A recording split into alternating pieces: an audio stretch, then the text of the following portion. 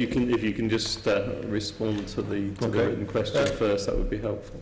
Okay. Well, the update is that I've asked the Territorial Policing Development team with their new Assistant Commissioner, who starts on Monday, and the list of work is growing by the second, to take some more time to look at the issue of how people contact the police and use our services, including the police stations and front counters.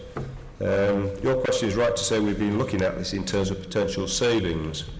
We need to make the best use of the resources we have available. It's not just about money. So we've also been asking questions as to what is the most effective means of people accessing police services. And I need to be convinced of all the arguments, both financial and otherwise. I want to be absolutely sure that the access channels that we have are the ones that work for people. As you know, there are some of our police stations where people do not go into. And referring back to Baroness Ducey's point, they often go into other places regularly, but we're not available there.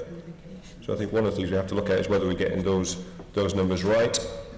But at the moment, I'm not sure that we're in our plan is either make the best offer in terms of the future, or explains clearly what we want to do.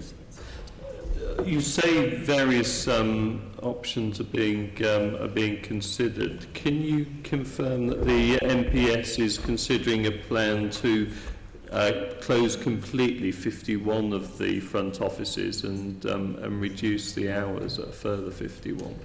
No, there's no. What we've got is a piece of work which isn't a plan. We've got a piece of work being done to work out, one, what money we need to save, two, whether or not all our buildings are being used in the best way, which is a reasonable thing that Baroness Ducey raised in terms of estate strategy. And number three is our links in with the community.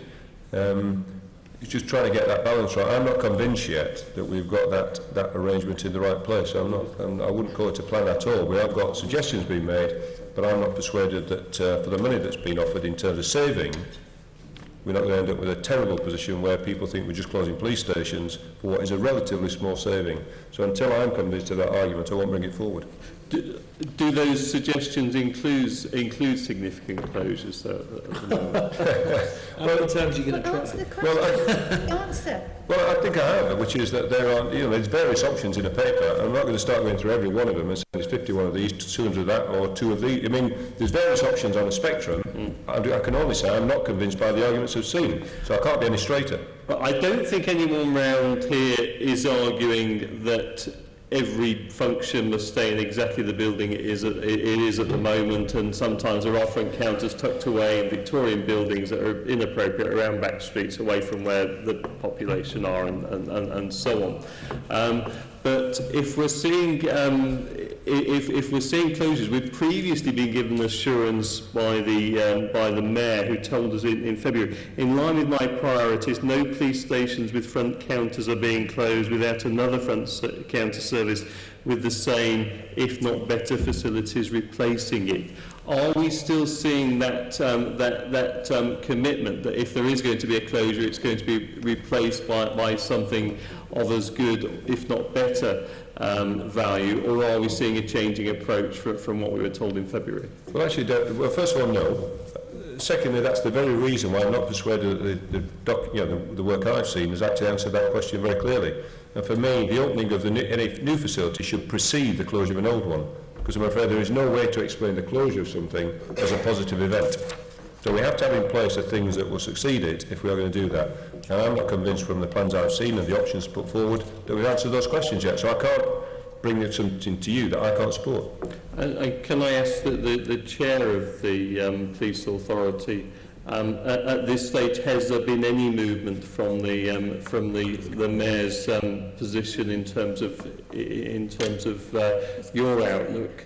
That there should be no closure without a replacement of as good a value? No, there's been no movement from that. Okay, right. Well, that's a useful clarification. Can I just ask briefly as well about the staffing as well? Are there any plans to replace non-uniform police staff on front counters with PCSOs who would cost several £1,000s a year more to employ?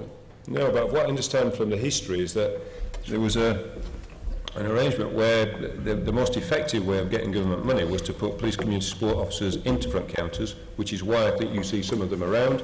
So I think that was cost effective because of the source of the money. Well, it's the most cost effective for the Met to do if they have to pay the salary, I'm not convinced. So that, I think that's what's happened over the last few years. It's because to do with the source of the money, where the CSOs went to the front counters, that isn't what they were designed for. Because the public wants to see the